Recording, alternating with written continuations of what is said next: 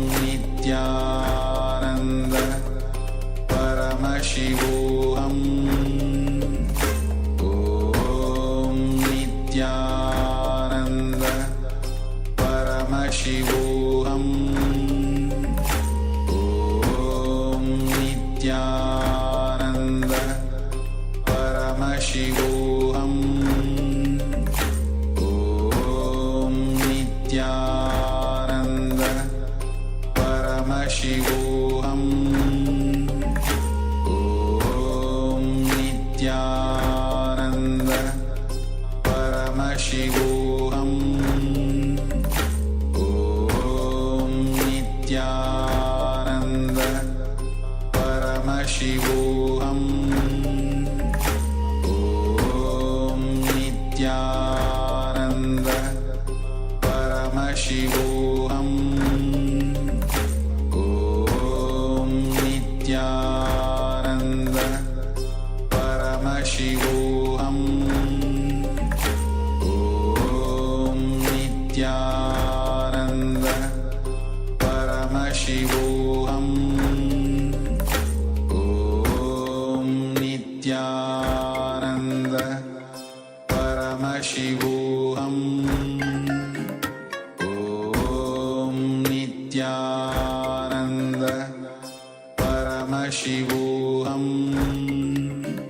Om Nithyananda. Paramashivoham. Om Nithyananda. Paramashivoham. Om Nithyananda. Now settle down. Once more, measure the size of the object you are holding in your hand. Compare the before and after. And let us know your experience from this power manifestation. How much did the size of the object change? And most importantly, celebrate yourself for this power manifestation as we are channeling Paramashiva himself through our being. Now, let us conclude this session. As the next Acharya is waiting to take over for the next powerful session on leadership consciousness, sit straight with your head, neck, and spine in a straight line. Join your hands in Namaskara Mudra. Visualize Swamiji in your space as we chant the Purna mantra. Om Purnamada Purnamidam Purnat Purnamudachyate Purnasya Purnamadaya Purnameva Vashishyate. Om Shanti Shanti Shanti. Hari Om Datsat. Sarvam Bhagavat Shri Nithyananda Paramashiva Parukar Paramastu. Om Nithyanandam. Yes. Stay tuned. The next session is going to start very shortly. Thank you all.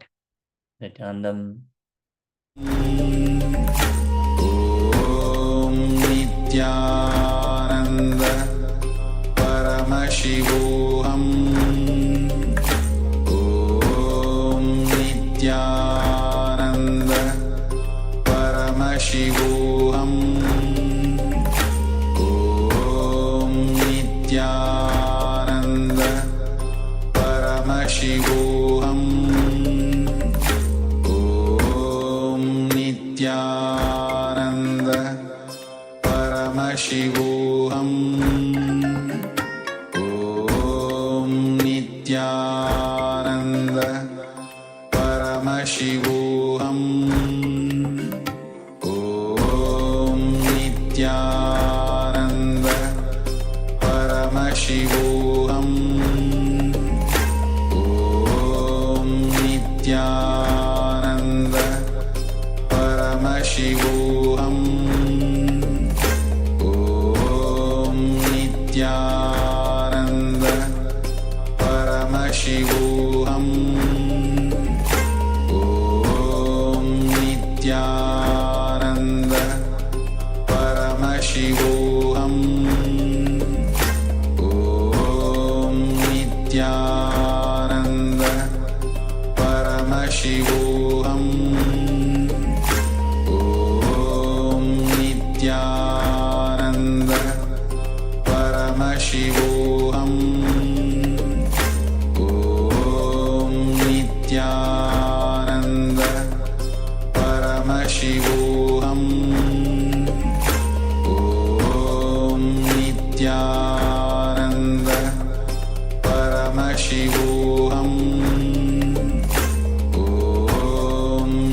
Nityanand परमशिवोऽहम् ॐ नित्यानन्द परमशिवोऽहम् ॐ नित्यानन्द परमशिवोऽहम् ॐ नित्यानन्द परमशिवोऽहम् ॐ नित्यानन्द परमशिवोऽहम् ॐ नित्यानन्द परमशिवोऽहम् ॐ नित्यानन्द परमशिवोऽहम् ॐ नित्यानन्द परमशिवोऽहम् ॐ नित्यानन्द परमशिवोऽहम् ॐ नित्यानन्द परमशिवोऽहम् ॐ नित्यानन्द परमशिवोऽहम् ॐ नित्यानन्द परमशिवोऽहम् ॐ नित्यानन्द परमशिवोऽहम् ॐ नित्यानन्द परमशिवोऽहम् ॐ नित्यानन्द परमशिवोऽहम् ॐ नित्यानन्द परमशिवोऽहम् ॐ नित्यानन्द परमशिवोऽहम् ॐ नित्यानन्द परमशिवोऽहम् ॐ नित्यानन्द परमशिवोऽहम् ॐ नित्यानन्द नित्यानन्दं परमसुखदं केवलं ज्ञानमूर्तिम्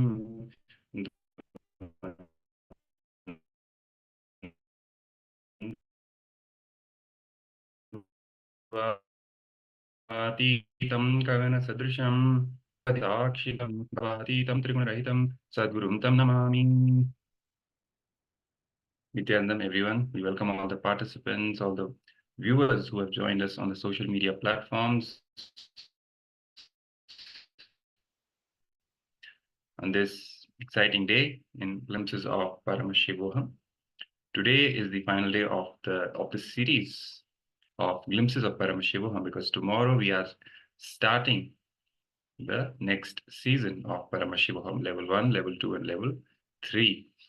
So it's going to be an exciting journey starting from tomorrow. We welcome all the participants, everyone, to register and join for Paramashivoham starting from tomorrow. It's going to be a power-packed series of sessions every day by Swamiji, by the Supreme Pontiff of Hinduism, Bhagavan Sri Nithyananda Paramashivoham, and so gifts, enjoying the gifts that Swamiji has brought for all of us from KAILASA to be shared with the modern day humanity, to give the humanity the superconscious breakthrough that has been pending for so long in this journey of evolution, that we have been just delaying and postponing from human to superhuman. That's what the job of an incarnation is, and that is who Swamiji is. He is the incarnation of Paramashiva, giving us this experience, powerful experience of superconscious breakthrough, making us manifest in the state, space, powers, being, and superconsciousness of Paramashiva, who we really are within, making us realize that. So this journey is what Paramashivoham is all about. It is not just about the basics like manifesting health, wealth, career, success. All of that is there. Of course, it will all be manifested by you when you join Paramashivoham and get initiated, attend the sessions, receive the powerful cognition. You'll be trained and guided how to manifest the reality that you want. And beyond that, it is about experiencing the state of oneness with Paramashiva, basically enlightenment itself that Swamiji is giving to all of us. So we welcome all the viewers or the participants to immediately register. Go to paramashivoham.org and register for the next season of Paramashivoham Level 1, Level 2, Level 3. If you're a beginner, you can register for Level 1. If you've already done Level 1 or Level 2, you can move to the next level and register accordingly. So today's day, it's all about leadership consciousness, how to manifest leadership consciousness in our lives in various dimensions, various aspects. So let us now move to the next step in this journey today, the next session. Again, seeing the powerful cognitions from Swamiji himself on leadership consciousness. So let's begin. So in this session, we are going to learn what are the various barriers to leadership. We all want to be leaders. We all want to manifest leadership consciousness, isn't it? Whatever we want to achieve in our lives, success in various fields, various dimensions, even in our family, leadership consciousness comes into play. How lead the family, make it a unit of, make it an asset, so to speak, for the entire society. That requires leadership consciousness, be it in relationships. And then, of course, in our career, in the professional life, leadership consciousness comes into play, how to create what we want to create, how to have a team of people who are also moving along with your vision. And of course, in the broader sense of our life itself, which requires leadership consciousness from our inner being, how to manifest the life that we want, how to hold that vision for ourselves and move accordingly, face the barriers, maneuver your way, and ultimately achieve what we want to achieve. All of this is about leadership itself, right? So how to manifest that leadership consciousness in our lives? We have been receiving the powerful cognitions from Swamiji so far. So now in this session, in this step, Swamiji is revealing to us what are the various barriers to leadership.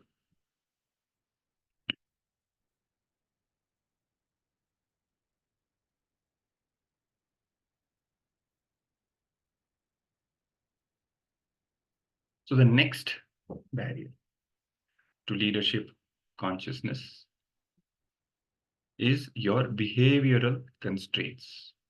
Behavioral constraints. So what are these behavioral constraints? A few things about your behaviors. Constraints caused by your fixed behavioral patterns. For example, angry behavior,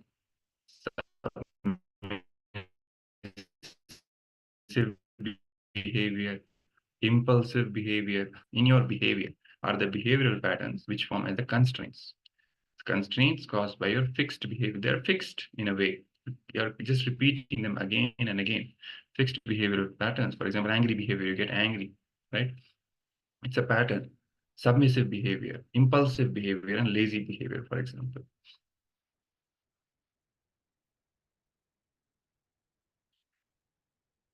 Your behavioral patterns are also mental patterns that you adopted in various situations and incidents in your life, mostly in the formative years of your life, from early childhood to early adulthood. So mostly it has been in the earlier years of our life when we adopted these itself again and again, repeating as a behavioral pattern in various situations. This thing just repeats again and again. So these behavioral patterns limit the way you look at situations and people, and therefore limit your scope for performance and expressing leadership. Because they're limiting your vision,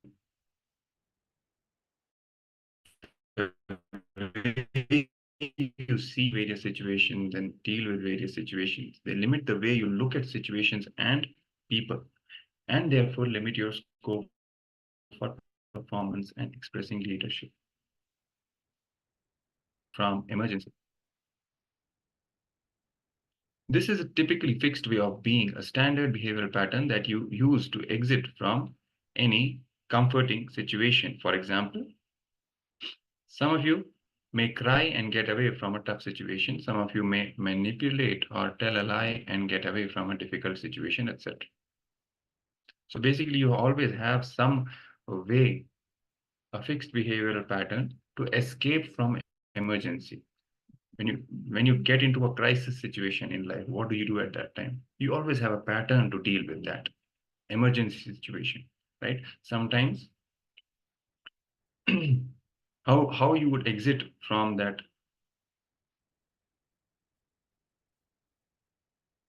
situation of crisis.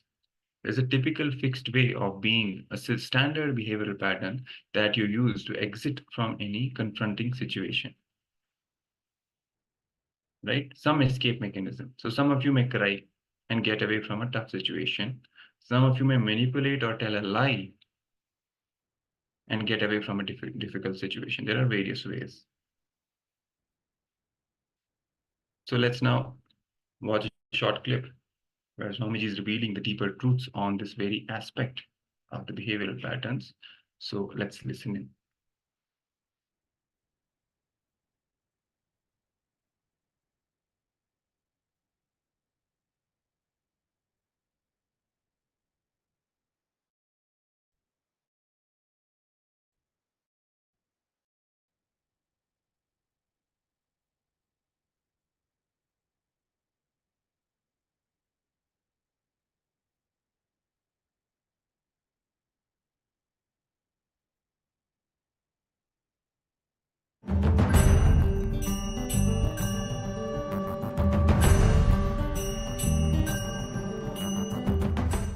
नित्यानन्देश्वर परमशिवसमारम्भाम् नित्यानन्देश्वरि पराशक्तिमध्यमाम् अस्मदाचार्यपर्यन्ताम् वन्दे गुरुपरम्पराम्.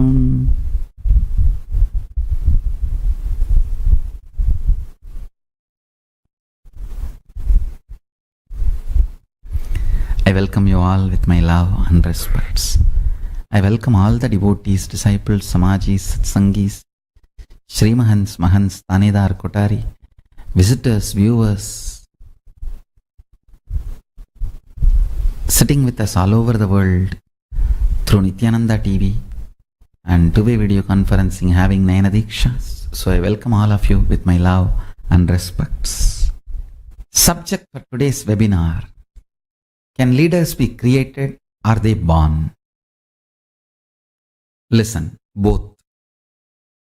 Let me define leader. Leader is a person who can manifest his conscious decision with the will persistence and manifest it as reality in the real life by giving a conscious breakthrough to his own DNA through quantum leap from the normal natural selection process and lead his life is a leader. Let me repeat.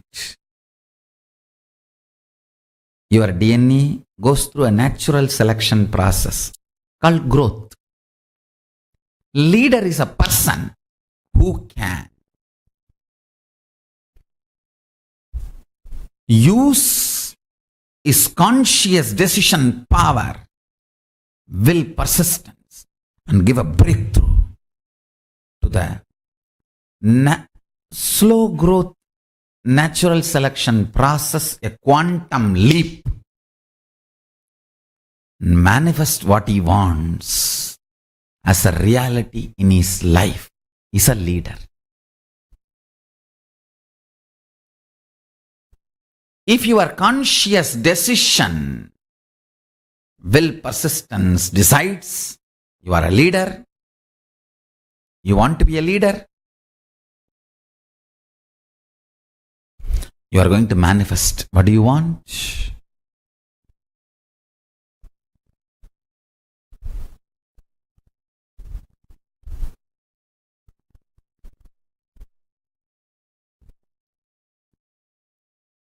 I tell you, that always gives a quantum jump to your natural growth.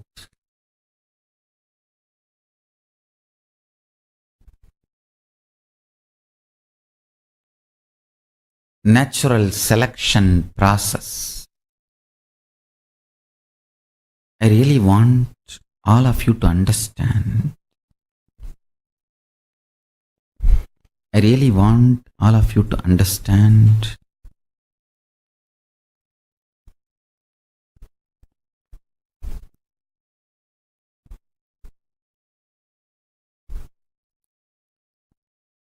the natural selection process which your DNA goes through,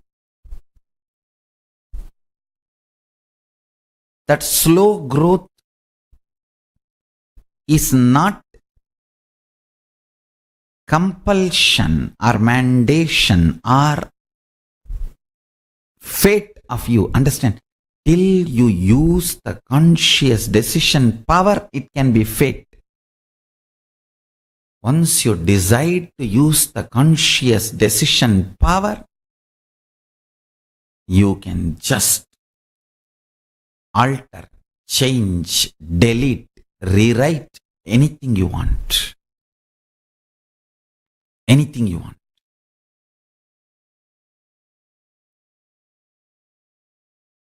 Fundamentally, conscious decision to hold the higher level cognitions in you changes the very way your biology works. Please listen. Not just the way your physiology works, the very way your biology works. Biology is completely different from physiology.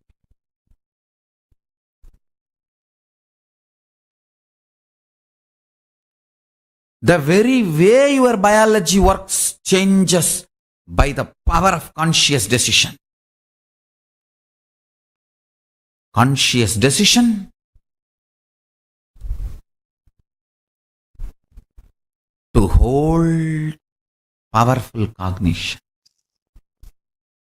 Conscious decision to hold powerful cognition matters. More and more you hold the powerful cognitions, you are Paramashiva. You are superconsciousness.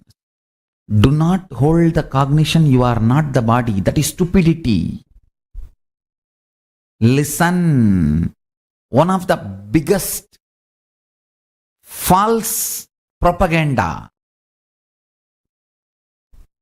If you start holding the idea you are not the body, you are not the mind, you will get enlightened. No. Only if you hold the powerful cognition, you are consciousness, you will become enlightened.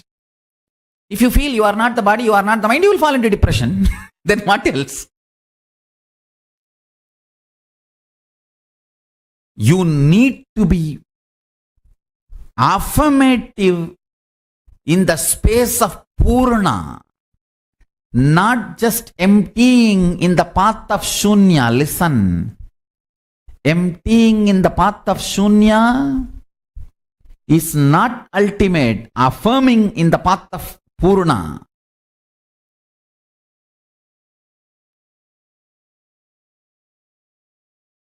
People who want to exploit you by keeping you as a slave forever teach you to hold the cognition you are not the body, you are not the mind. Be very clear. I am not saying you are body or I am not saying you are mind. But don't hold the cognition, you are not the body, you are not the mind. Hold the cognition, you are pure consciousness.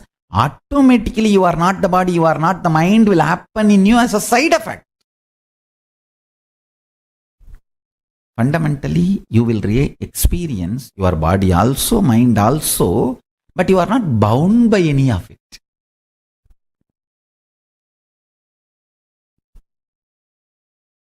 This dilution, stupidity has destroyed humanity too much. Dilution, stupidity has destroyed humanity too much. Too much. That's a too much. You need to know the powerful cognitions you hold are like a nectar. If you hold the wrong, it will become poison. Every Upanishadic truth is a powerful cognition. If you hold the powerful cognition, you are Paramashiva, ultimate oneness space, where you are free from everything, completely unclutched.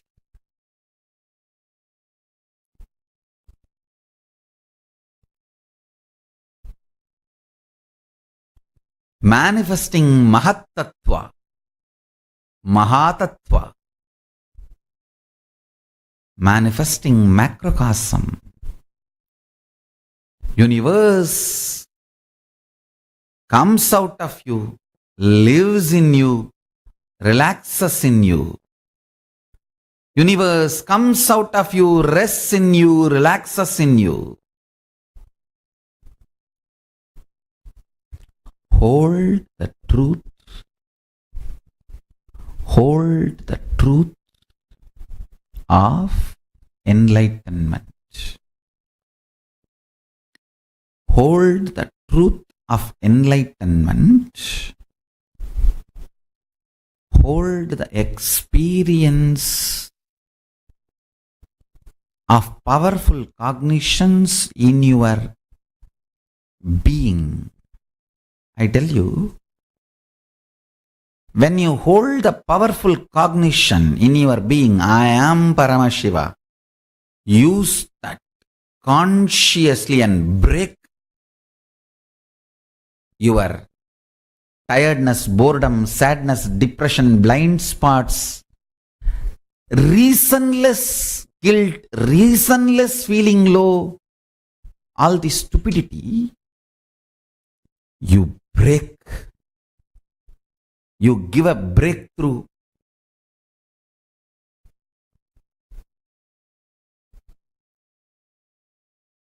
Give a quantum jump to your DNA from the natural selection growth rate. I'll call natural selection growth rate as atheistic, materialistic growth rate.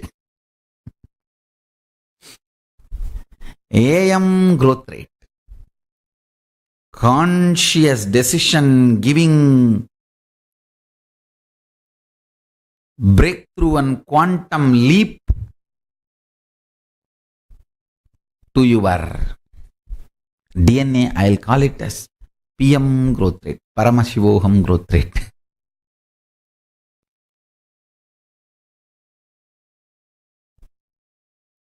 Leaders are born sometime, made many times. Your conscious breakthrough capability is powerful enough to have the life you wanted manifested in you. It is capable of giving a superconscious breakthrough.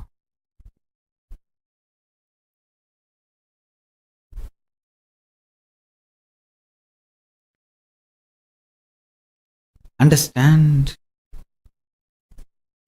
our Vedas and Agamas, Dharmashastras. In every level, they teach you how to hold the powerful cognition and manifest leadership consciousness in you. You should know Advaita is not something like a remote possibility you will practice later on. No. It is as simple as having a morning breakfast. You can get enlightened by holding the powerful cognition before your next breakfast. How the death is possible every minute, enlightenment is possible every minute.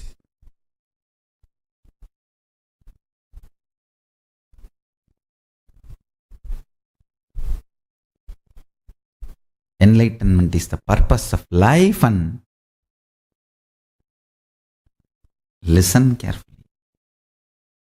He is such a good person, good being. Real non-violence comes by powerful cognition. I want all of you to hold on to that powerful cognition. You are Paramashiva. Even with you, behave as Paramashiva.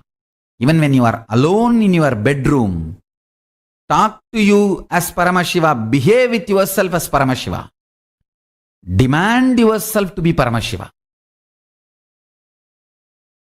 You will be so integrated to His principles, His vibration.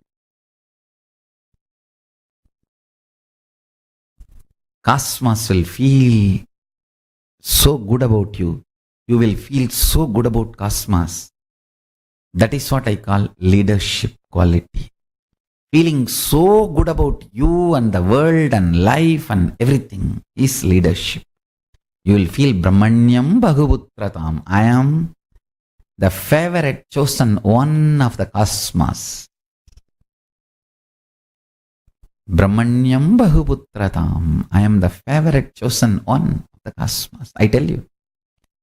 Feeling that is what I call leadership quality. That can happen just by holding on to the truth. You are Paramashiva. Essence of today's satsang. You are Paramashiva. So with this, I bless you all. Let's all radiate with integrity, authenticity, responsibility, enriching, causing, living Shuddhatvaita Saivam. Paramashivoham, the eternal bliss. Nithyananda. Thank you. Be blissful.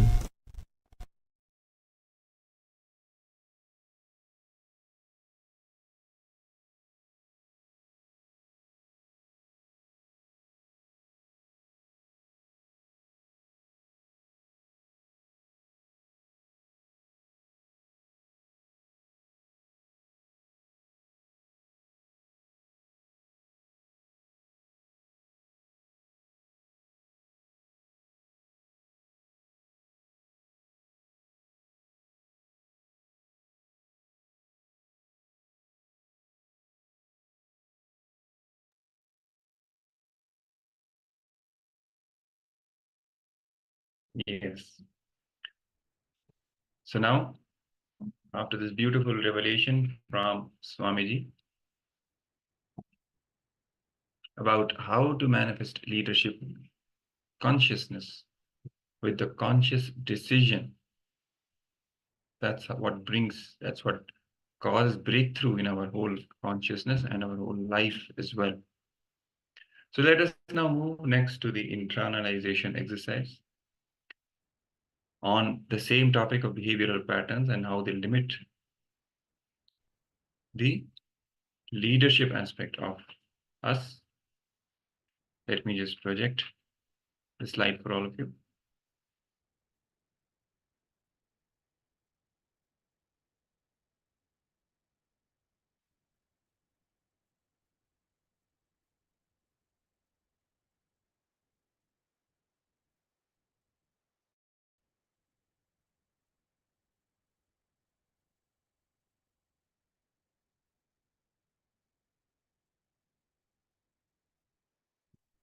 Yes.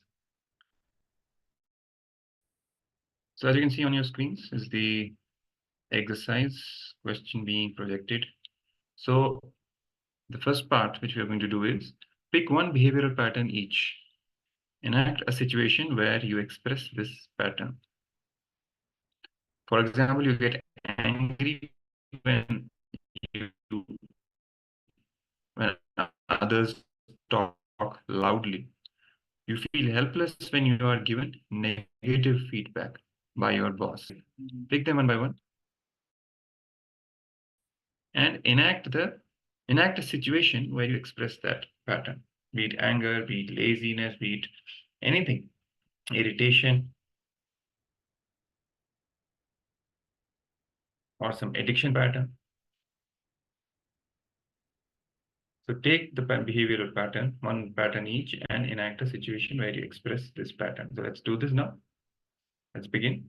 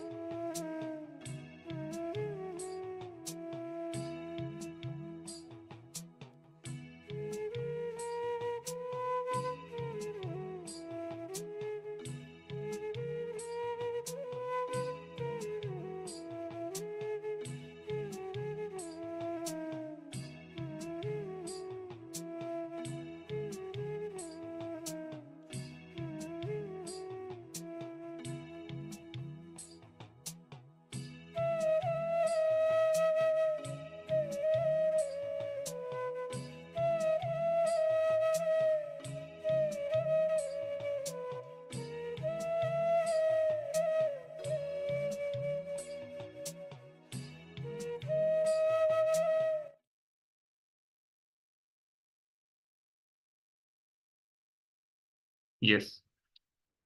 So hopefully you have all visited your behavioral patterns each and enacted the situation where you express this pattern in everyday life. Now let's move to the next step of this exercise. So in the exercise 2, now you will recollect 2 of the challenging situations you have faced in your life recently. Identify the typical behavioral pattern that you use to escape from that situation and describe it clearly. So whenever recently you have faced challenging situation, crisis situation, or something where you felt very uncomfortable and you had to confront it, identify the typical behavioral pattern that you use to escape from that situation. You will see that there is a pattern of what you do in order to escape from that situation. So identify what that pattern is and describe it clearly. So let's do this first part. You can even pen down, that will be better. Identify it and pen down. See what you are actually, which pattern you are exhibiting in that moment, what you are doing, how you are trying to escape from that situation. So let's begin.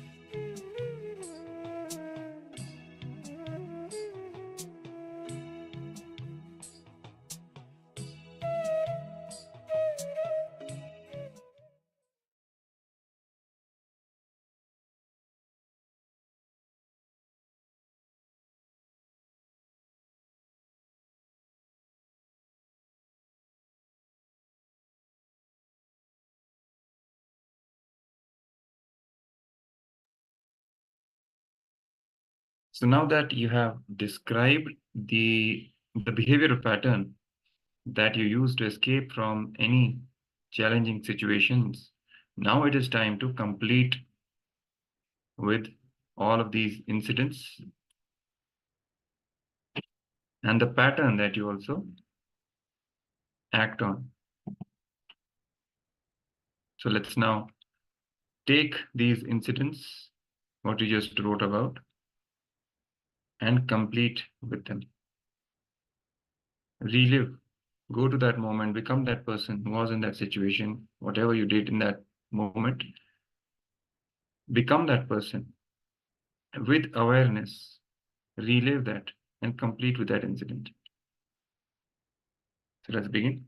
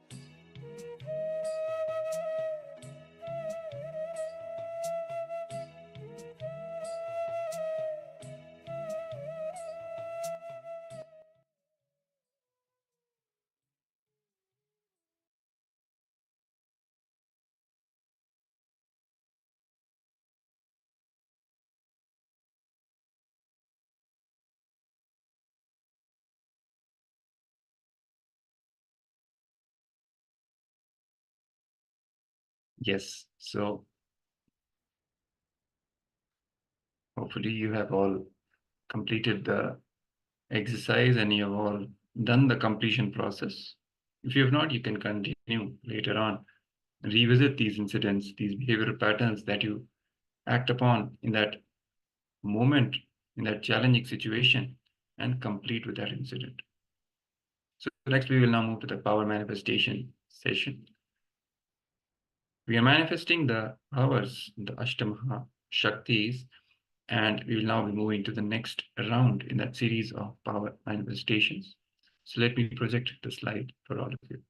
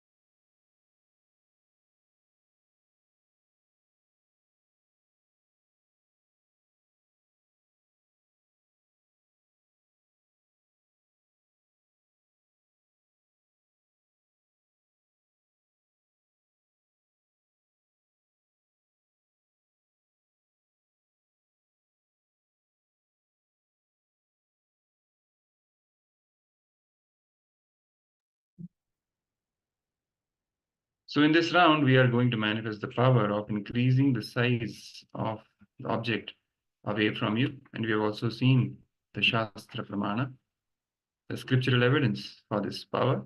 Now projected on your screen are the power manifestation instructions.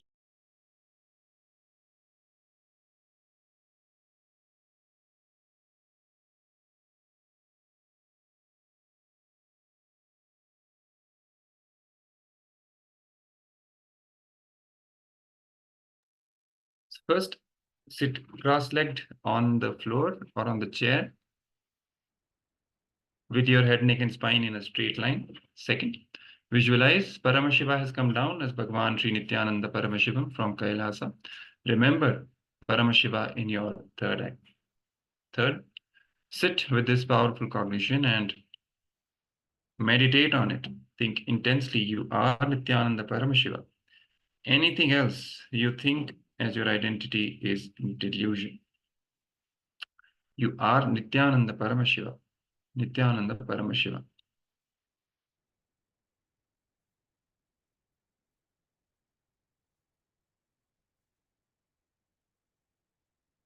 Holding the space of absolute unclutching to experience the state of Paramashiva. Complete completion to experience the space of Paramashiva. Oneness to experience the powers of Paramashiva. And intensely vibrating with Ajapa Japa of Mahavakya. Om Nithyananda Paramashivoham. And deep feeling connection with Bhagavan to experience the being of Paramashiva.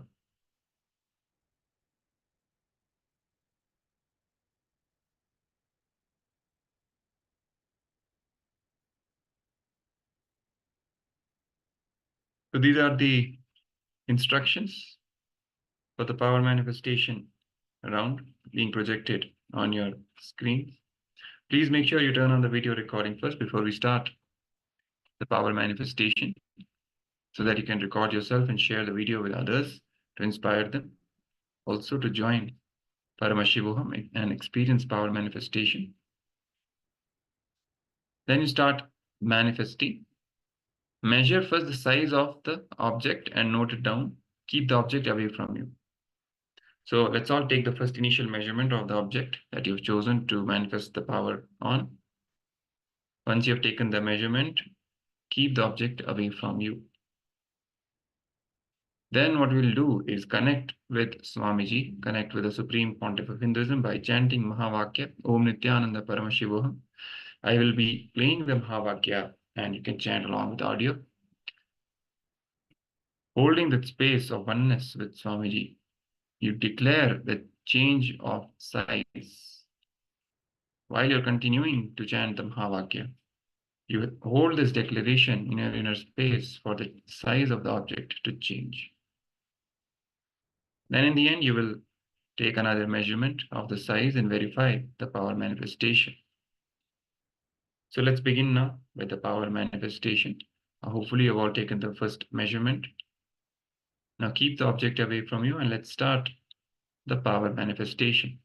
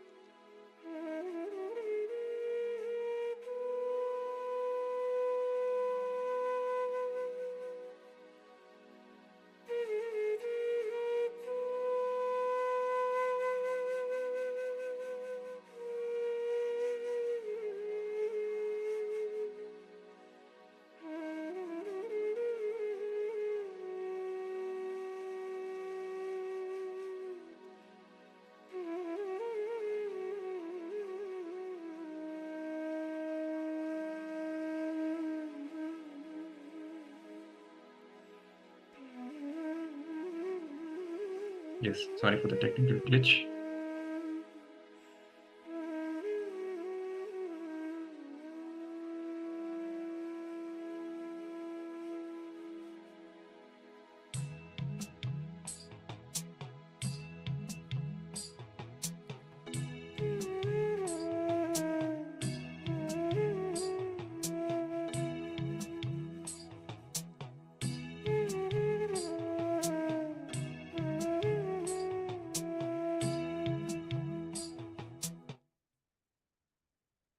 Yes, sorry for the technical glitch. So you can now take the final measurement and see and verify the power manifestation and celebrate it as expression of oneness, expression of Swamiji manifesting through you during these power manifestation sessions. And also head on to social media platforms so that you can share your experience of this power manifestation and even the powerful cognitions which Swamiji shared in this previous segment with all the people out there, inviting them also to join the Paramashivoham next season, which is starting tomorrow. So with this, we will now move to the next segment, which is going to be a short video where Swamiji will be revealing the higher secrets, the higher truths about how to manifest the leadership consciousness, which is the Ishwaratva in our life. So let's listen in.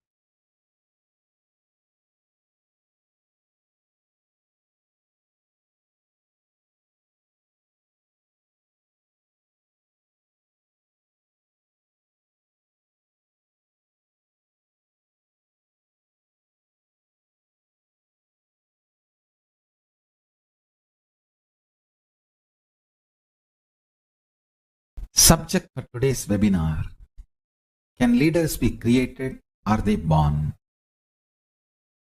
Listen, both.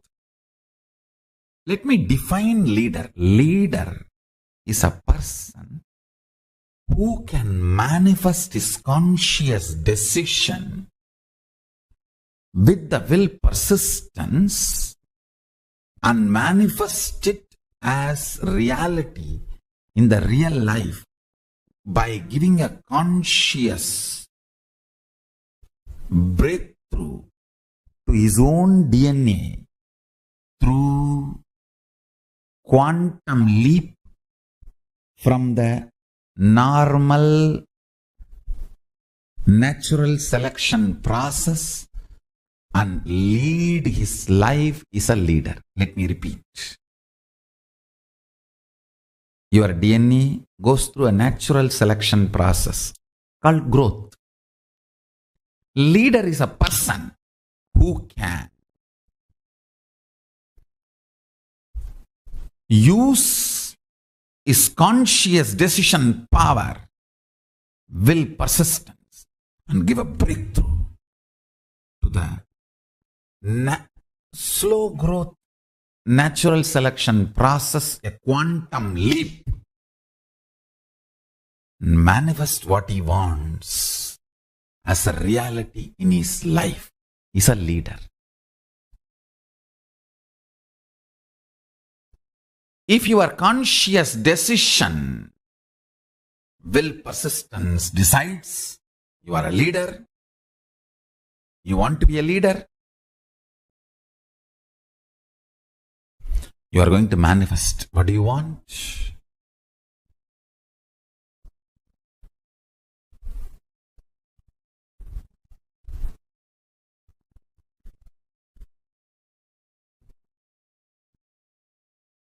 I tell you, that always gives a quantum jump to your natural growth.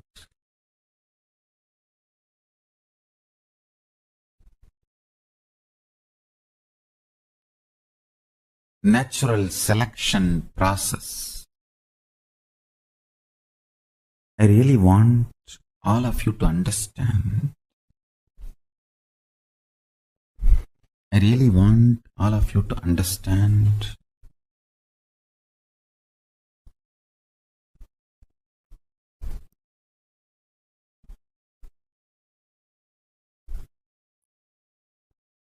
the natural selection process which your DNA goes through. That slow growth is not compulsion or mandation or fate of you. Understand? Till you use the conscious decision power, it can be fate. Once you decide to use the conscious decision power, you can just alter, change, delete, rewrite anything you want. Anything you want. You should know Advaita is not something like a remote possibility you will practice later on. No. It is as simple as having a morning breakfast. You can get enlightened by holding the powerful cognition before your next breakfast. How the death is possible every minute, enlightenment is possible every minute.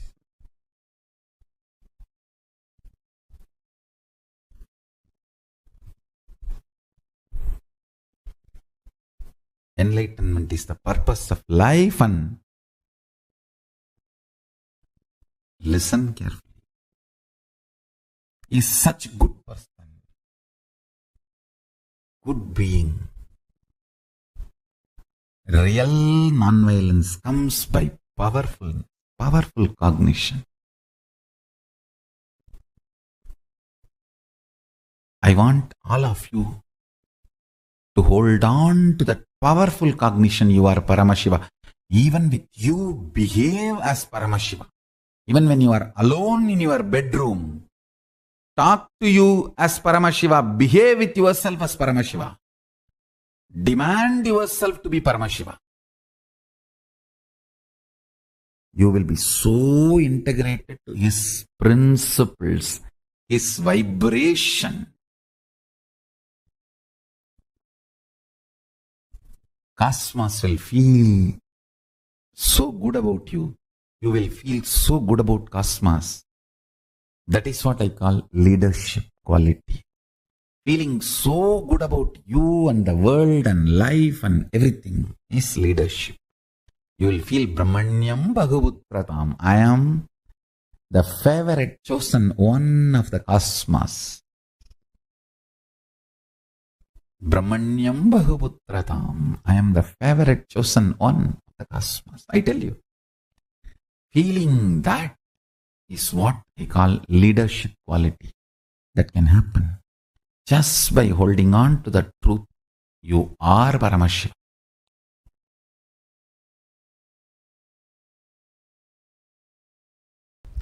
Strength of your breathing is your life. Strength of your breathing is your energy. Strength of your breathing is your consciousness.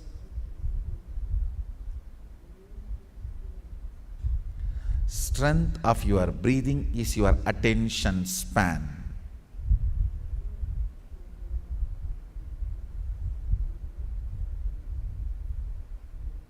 All these kriyas make your breathing intense but subtle.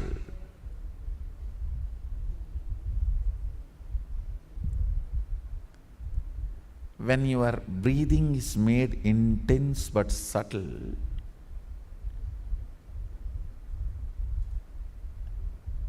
it electrifies various components of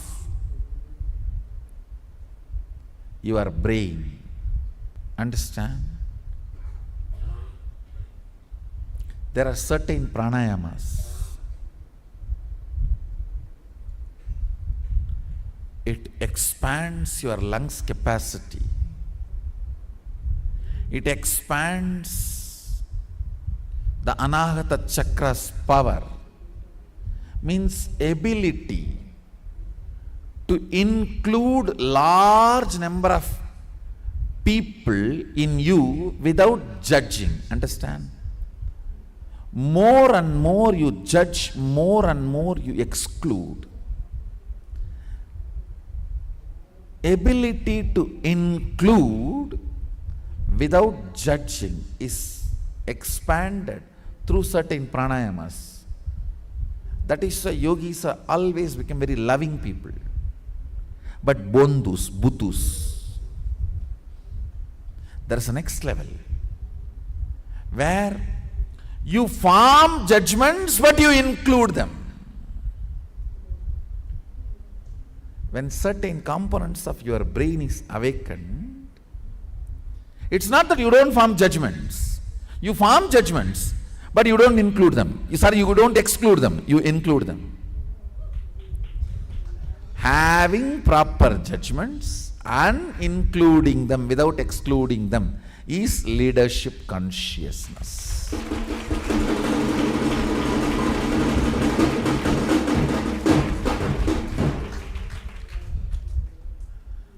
Not having judgments, just including them.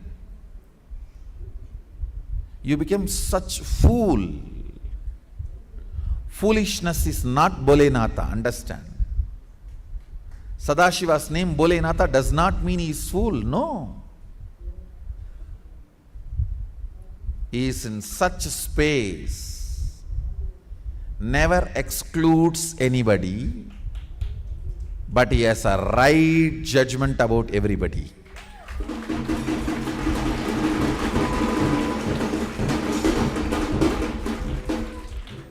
Never excludes, but has right judgments.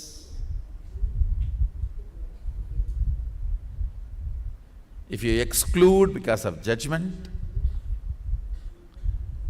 you are violent. You will be lifeless.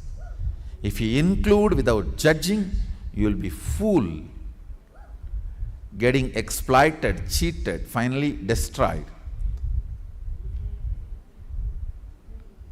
If you include with the right judgment, that is leadership consciousness.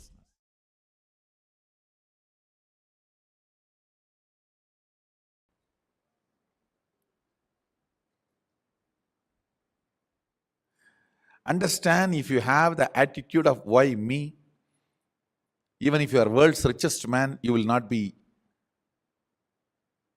in the space of completion and relaxed. Just if you develop this one understanding of Tyaga, I don't care about ups and downs. My conscious decisions and conclusions are my life. That's it. That's it. That Tyaga will manifest in tons of ways, like how Tyaga is manifesting in me. I have decided to be ferocious with me and decided to go and be in the temple.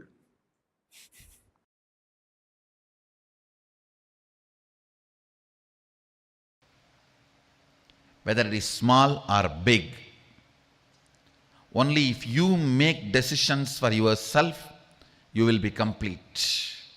And you making decision for yourself should happen from the space of you fitting into the shoes of your responsibility. You deciding to become responsible about your existence.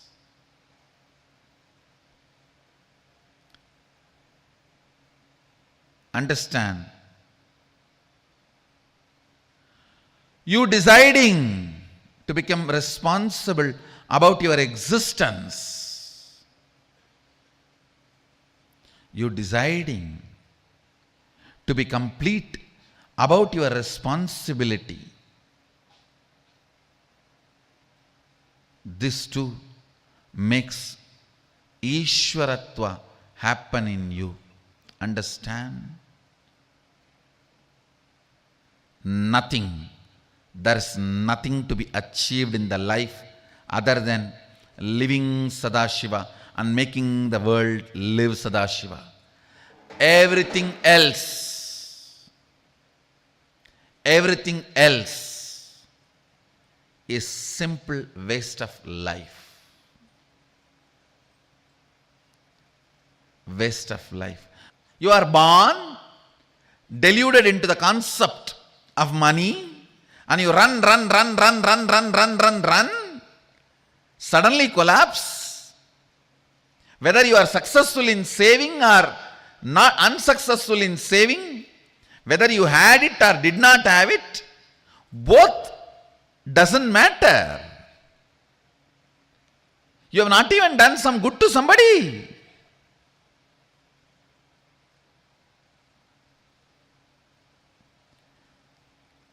Delusion covered by delusion. Understand? Money is great if you use it to fulfill your purpose, if you generate it to fulfill your purpose. But without a purpose of life, money, relationships, people, influence, everything is delusion. By its own existence, which does not bring power, is delusion. By its own existence, Swayam Prakasa, which brings power, is Ishwaratva. Understand, this is the scale. Sit and do the postmortem of your life. Till the last moment, whatever has happened is past. Sit and try to do postmortem of your life. What is the component of me which does not empower me by its very existence? What is the component of me which empowers me by its existence? Purpose always empowers you by its existence. Infrastructural support never empowers you by its existence. It can empower you only if it is added to the purpose. Purpose is the one. Everything else is zeros. All zeros will have value when the purpose is added to it.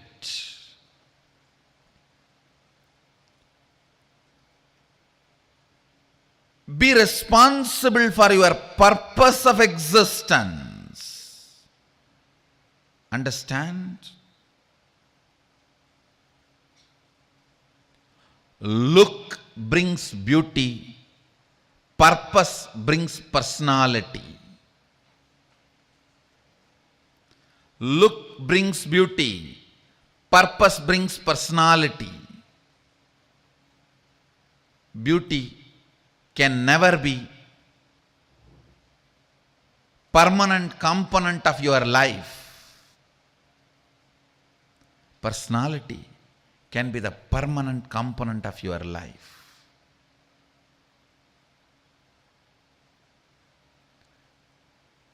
The relationships which are built because of your personality are the most stable, permanent, empowering relationships. The relationships which are built because of your look will collapse the moment look changes. Look changes every 24 hours. Forget about 24 hours. The distance changes look. From distant looks, just the reduction in the distance takes away the look. So all look-based relationships, look-based decisions will bring powerlessness and instability into your existence. That is choice. Listen, all these words understand. Choices, multiple choices, look-based decisions, unstable relationships. All these words, somehow it will be connected. Infrastructure without purpose, influence without purpose, money without reason, all this can go on stealing your life because it is delusion. It will show as if you have something, but you don't have.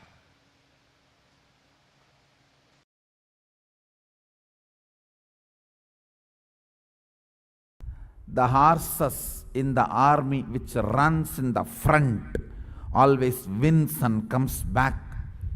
Which are in the behind and gets pulled, dies before even going to the war field.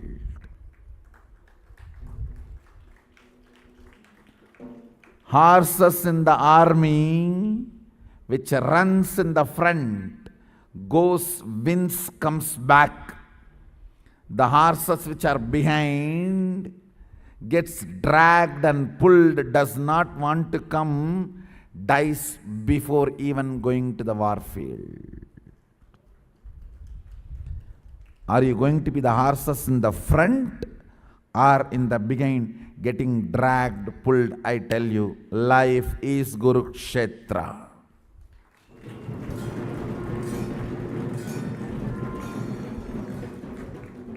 If you decide to be responsible, you are the frontline horses. Go, conquer, win, achieve, be victorious, manifest Shaktis.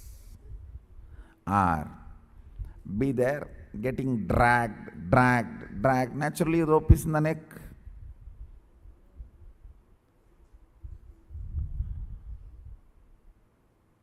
Pulled, dragged. Death before even reaching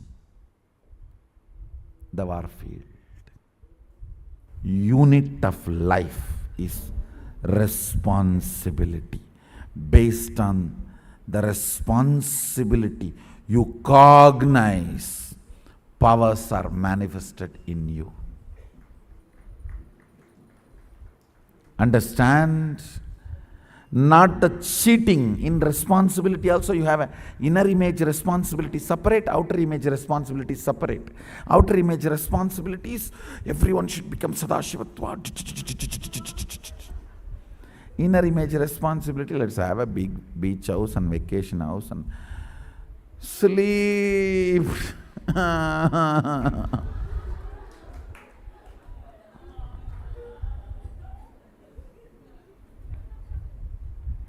taking rest is a preventive method to stop being affected by the disease of chronic fatigue.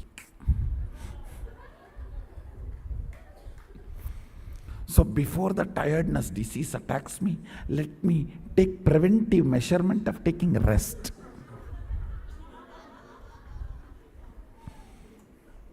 Why are you sleeping whole day? Tiredness disease may come to me. What will happen?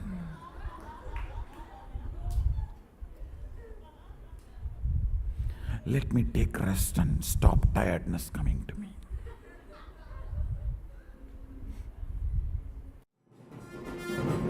Tongue filled with his name and nose filled with his smell, skin filled with his hug.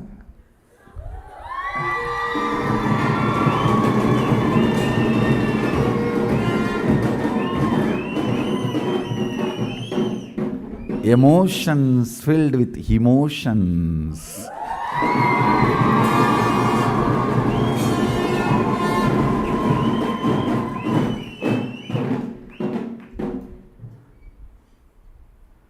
Nyasa means purifying. That is why Anganyasa, Karanyasa. Sannyasa means purifying everything. Sarvanyasa is sannyasa.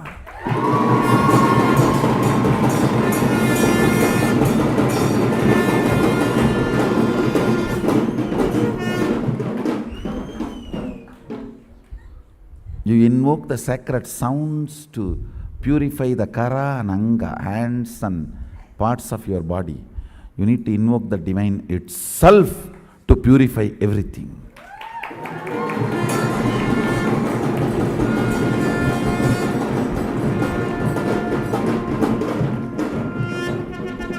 Your will filled with his responsibility.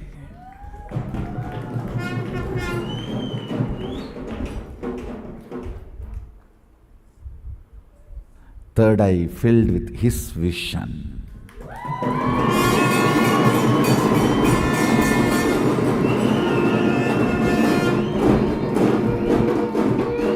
Two eyes filled with his vision.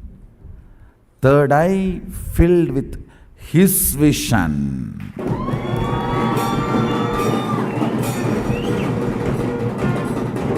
Two eyes filled with his vision. Third eye filled with his vision.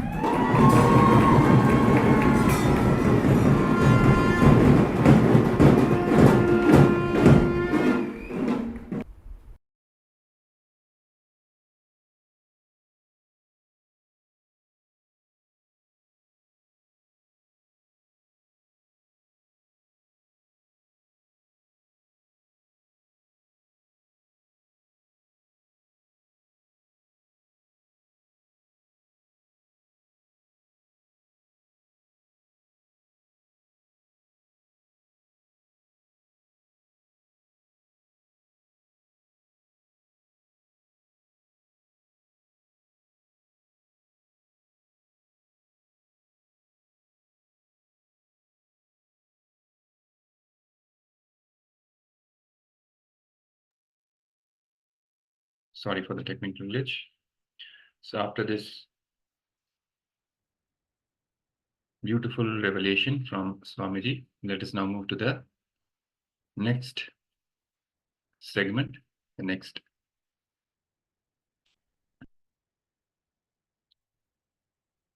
session, in which Swamiji is revealing now the more and more powerful cognitions about leadership consciousness and taking us into deeper and deeper understandings about the same. So Swamiji is talking about creating a new leadership consciousness with the right understanding and being aware you can be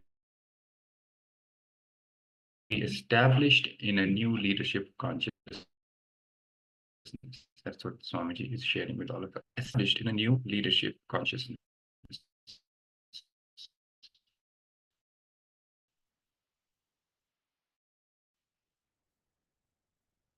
And when people evolve, is a leader. That is a leadership quality, who can form opinions and then change their opinions, evolve their opinions when the people evolve. That is the quality of a leader. Forming opinions is middle class man's quality. Evolving your opinions when people evolve is the leader's quality. Forming your opinions is not a big thing. That's a middle class man's quality. But evolving your opinions when the people are evolving along with that is what makes a leader. It's a leadership quality. Only a strong man can evolve his opinions without discomfort. A middle class man can never change his opinion. Only a strong man can say, you see, it is based on principle. I formed the opinions. Now you have evolved in your principles. So now I am evolving my opinion. That's all.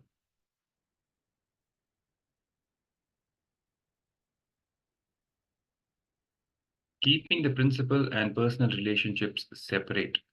That happens only for leaders. You need a strong personality to do the job of a leader.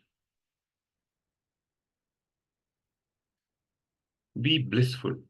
Be blissful, and everything around you will happen in the best way, auspiciously, beyond your expectations. What are root patterns in this whole context? Root patterns means the deep identity which you create about you and others. Please understand, don't think you carry only the identity about you. You also carry an identity of the world inside you and look at the world only through that. It's like a prism that you carry in you through which you see the world. That is what I call a root pattern, the identity through which you see you and the world both. Through these root patterns, if you see the world, it is called agamya, means default future.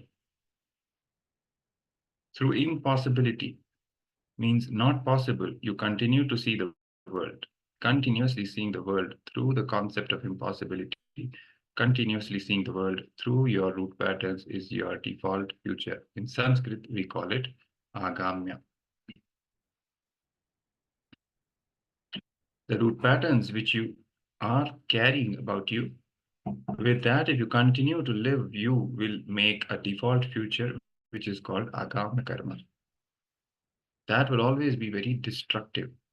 If you complete with all the root patterns and create a new space of completion and live completing all over incompletion, all your incompletions, that is living your prarabdha. If you decide to take your life in your hand and rewrite your future, that is Ishwaratva, being a leader. Being a leader means rewriting your future. Not living your default future, because that will be destructive. So completing with your root patterns and rewriting, creating the space of completion with which you rewrite your future, that is what is called as Ishwaratva. And that is a quality of a leader. Now, matter. What is matter? The walls around you, the chair you are sitting on, and the house you are living in, the matter around you is not reality. How that matter occurs to you is reality. Whether you are in the temple or in the house, the wall is same. But in the house, that wall you feel it is your house, it is yours. In the temple you feel this belongs to God, it is temple. Matter may be same, but how it occurs to you is reality. If the matter occurs to you causing pain and suffering, you are in hell. If the matter occurs to you causing joy and completion and fulfillment, you are in heaven. The good news here is whatever way the matter occurs to you can be transformed. No matter how it is occurring to you at this moment, the good news is that it can be transformed, it can be changed. Please listen. A man who stops with the idea of impossibility continues to be in the lower worlds, lower existence. A man who goes on making impossibilities into possibility achieves Ishwaratva, leadership consciousness. Kalpataru is the science of initiating you into the possibility. Let you know very clearly, unless you take responsibility, nothing in your life will be solved. Nothing at all will be solved unless you take responsibility. When you take responsibility, everything is in your life will start happening as you want. You will create the reality of your choice. So it's all about taking responsibility. It is responsibility which makes you experience you are being. Only responsibility makes you experience you are as possibility. You are a possibility. Responsibility makes you experience everything you want in your life. It makes you experience the choice of your reality. Responsibility only can make you experience your reality as you want. It makes you experience the highest possibility and makes you experience the highest reality. Instead of being stuck with your fixed patterns, which give you a limited ability to respond to situations in your life, you can be creative and spontaneous and acquire the ability to lead in any situation anywhere.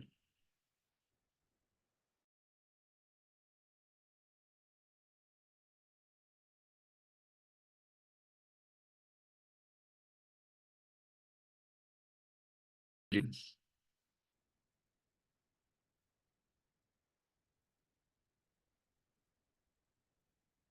let me just project the slide for all of you for the exercise that we are going to do.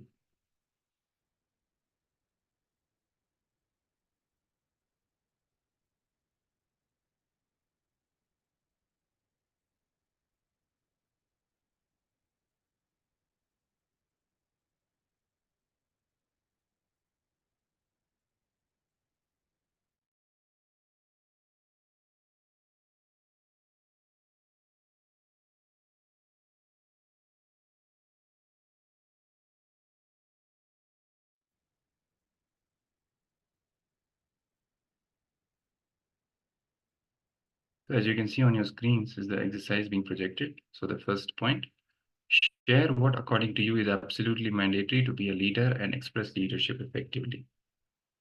So you can start with this first instruction.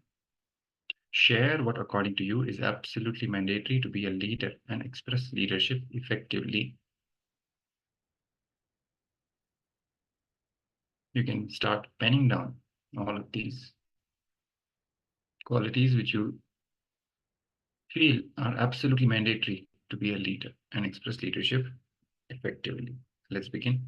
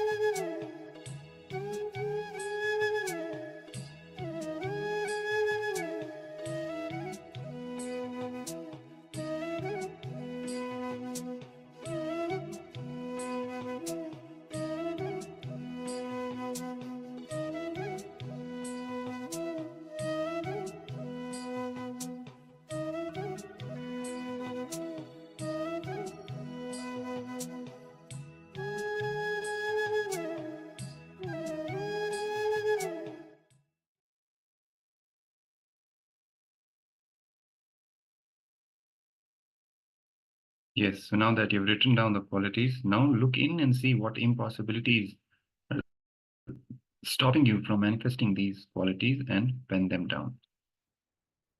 Now that you have penned down the qualities which are absolutely mandatory according to you to be a leader and express leadership effectively, now look in and see what impossibilities are stopping you from manifesting these qualities and pen them down. Let's begin.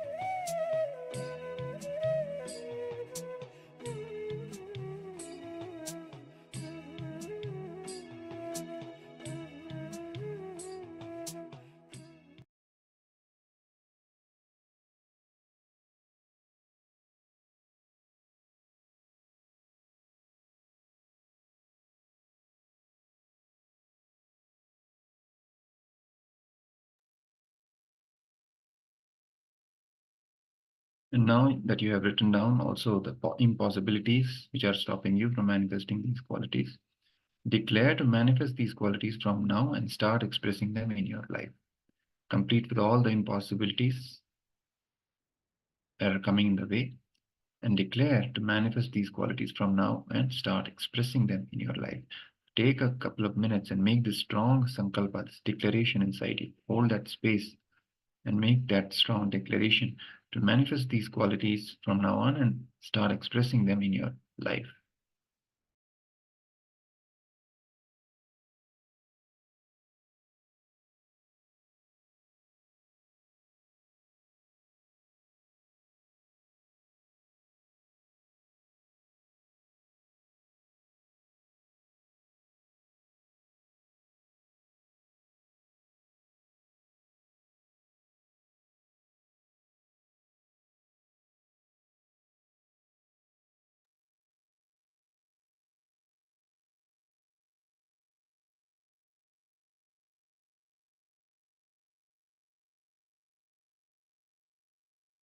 Yes. So now let's move to the next segment, the next section of this segment on leadership consciousness.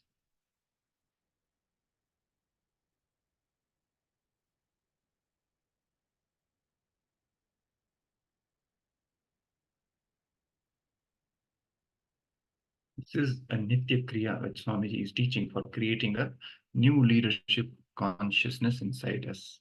And this Nitya Kriya also acts as a cure for insomnia, interestingly.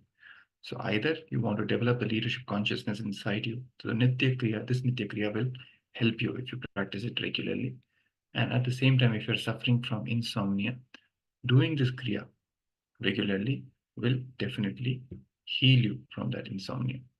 So let's have a look at how to do this Kriya.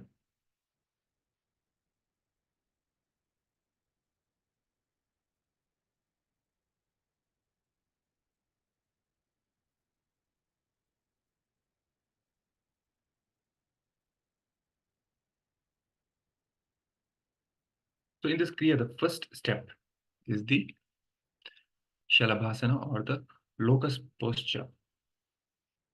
In the Giranda Samhita, in the second Upadesha, in the 39th verse, the Shalabhasana is explained. So let me just project the slide for all of you so that you understand how to perform this Shalabhasana.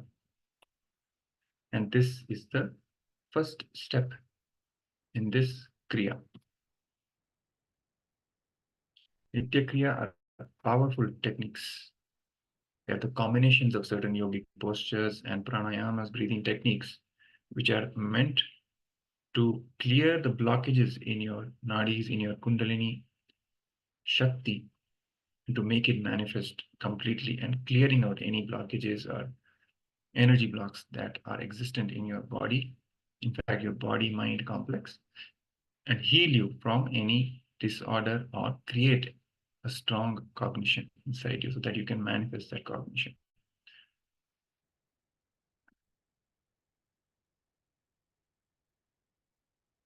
So as you can see, this is the Shalabhasana.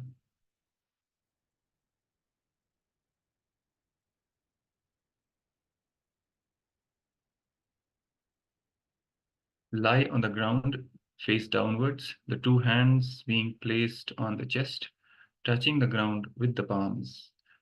Raise the legs in the air 1 cubit high. This is called locust posture. That is the Shalabhasana.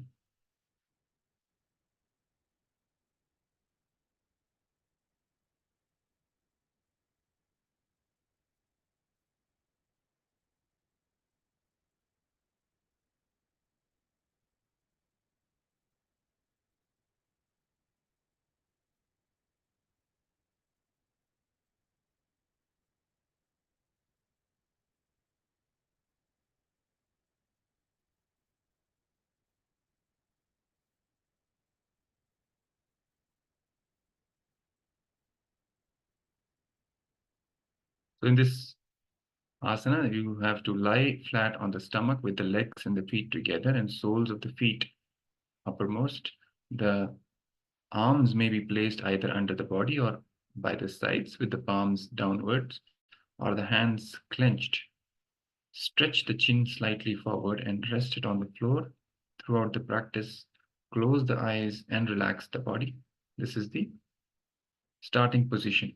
Slowly raise the legs as high as possible, keeping them straight and together. So as you can see in the picture, that is the way we perform the Shalabhasana.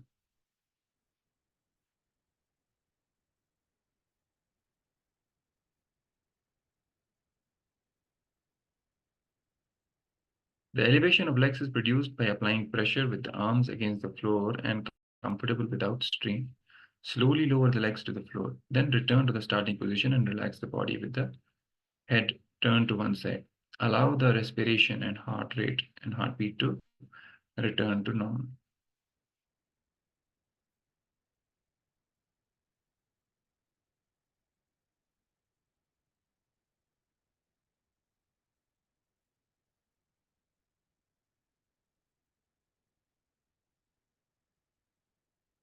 Now contract the bowels equitably above and below the navel towards the back so that the abdominal viscera may touch the back.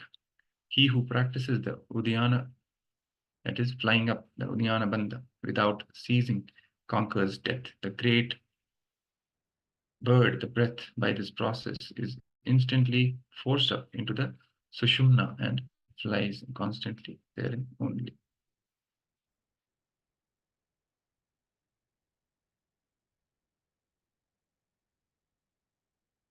So this is the Uddiyana Bandha after the Shalavasana.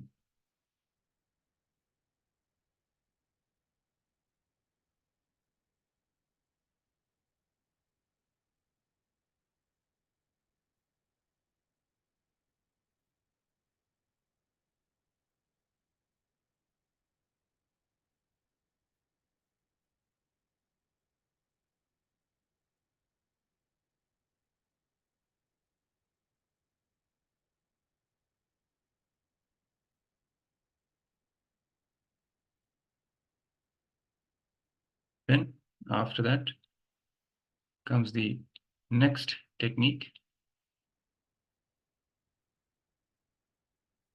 Perform the Yoni Mudra and let him imagine that he is Shakti and Paramatma is Purusha, and that both have been united in one. But by this he becomes full of bliss and realizes Aham Brahmasmi, I am Brahman. This conduces to Advaita Samadhi. The technique is face your palms to the ceiling, thumb apart from both fingers, join both thumbs and index fingers together, forming a triangle. Perform the Kaki Mudra. Now contract the lips like the beak of a crow and drink the air slowly and slowly. This is Kaki Mudra, the crow mudra, destroyer of all diseases.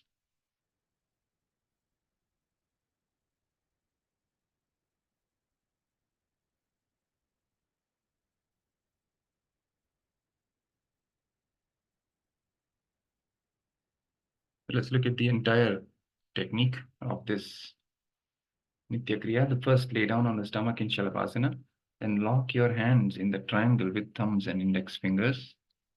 Perform Uddiyana Bandha and Kaki Kumbhaka.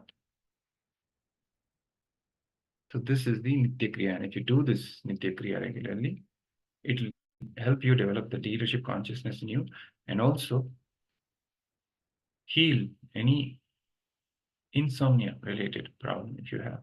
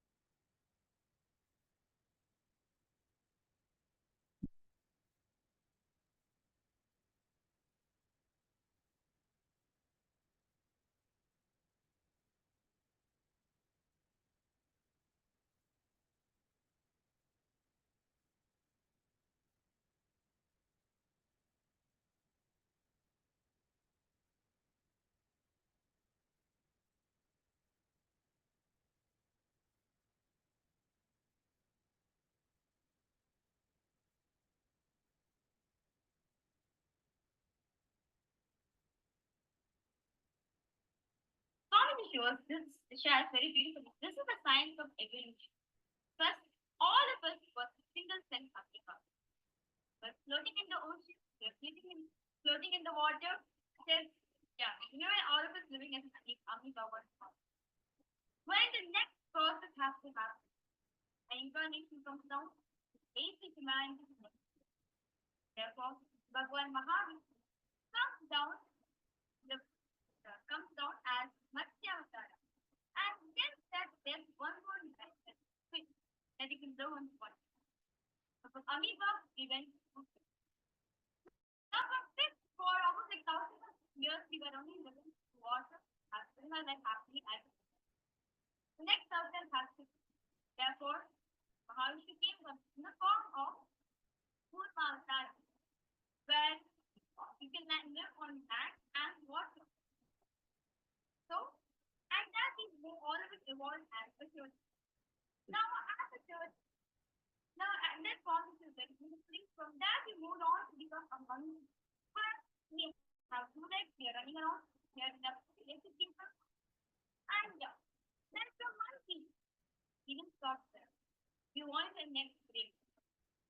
Then we manifested as Bhagwan Rama. Where the idea was for the mother, idea of man. And then from there we evolved. As Bhagwan Krishna Avatar came, he told express how a human being can express himself. From there all of us evolved. So from amoeba to fish to monkey, monkey to man. So fish to monkey is a physiological state. Sorry, physical state.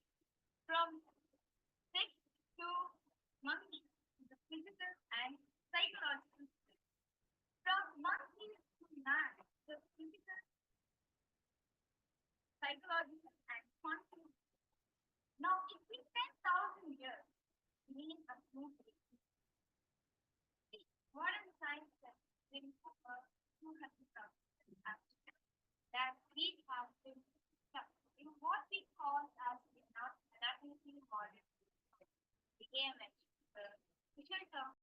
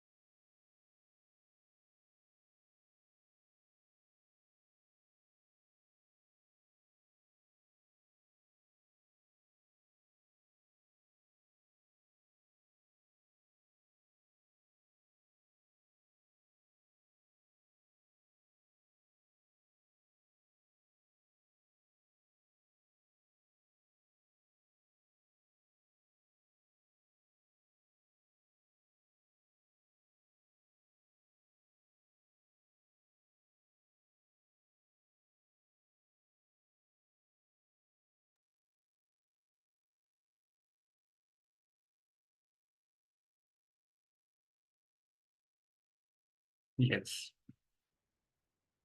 So after this Nitya Kriya, let us now enter into the power manifestation. We are manifesting the power of Ashtamaha Shaktis today, the 8 divine cosmic powers given by Paramashiva. And Swamiji, the Supreme Pontiff of Hinduism, is initiating, has already initiated, in fact, all of us into manifesting all these powers.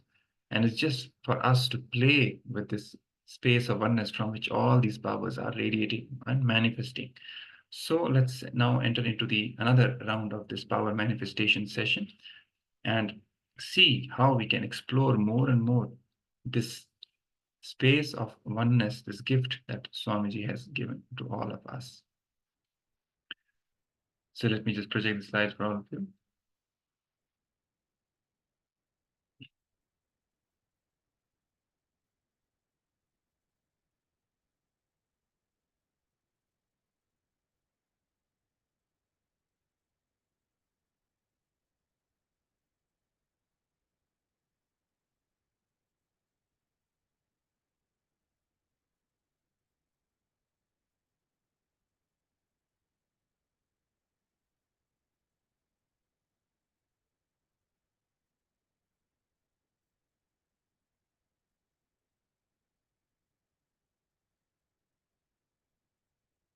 Yes.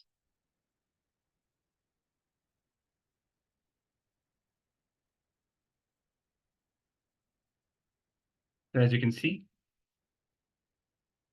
in this session of power manifestation, we're going to manifest the power of increasing the size of an object on your partner's palm. So you're going to have a partner in this power manifestation round. You can ask anybody who's near you, maybe a family member, a friend, anyone, and request them to give a couple of minutes of their time so that you can manifest the power with them. You're going to place the object on their palm, and with the help of your third eye and your intention, your declaration, you're going to manifest the power of increasing the size of that object.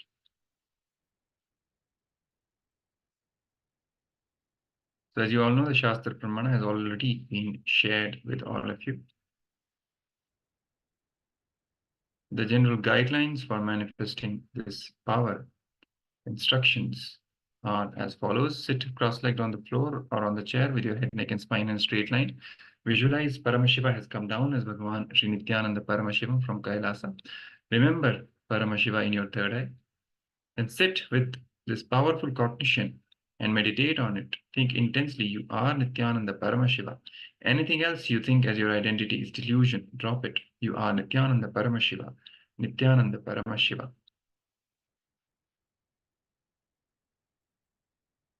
Holding that space of absolute unclutching to experience the state of Paramashiva, complete completion to experience the space of Paramashiva, oneness to experience the powers of Paramashiva.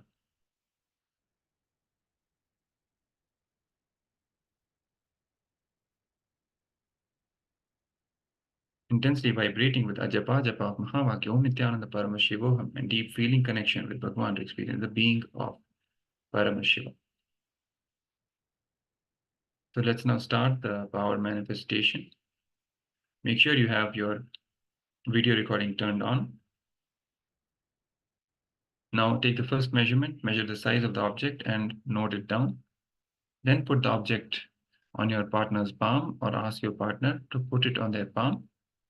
Then I'll be playing the Mahavakya and you will be chanting the Mahavakya along with the audio and connect with Swamiji and declare the change in size for the object and continue chanting the Mahavakya. Then in the end, you're going to take another measurement and verify the power manifestation. So let's now begin this power manifestation. Take the initial measurement and now let's put the object in the palm of your partner. And let's start the power manifestation.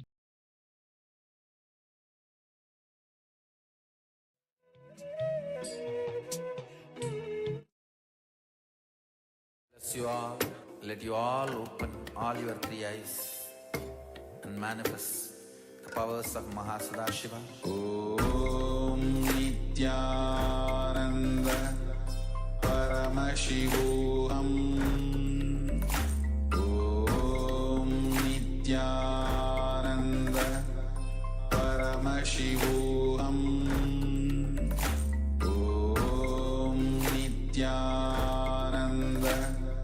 Paramashivoham.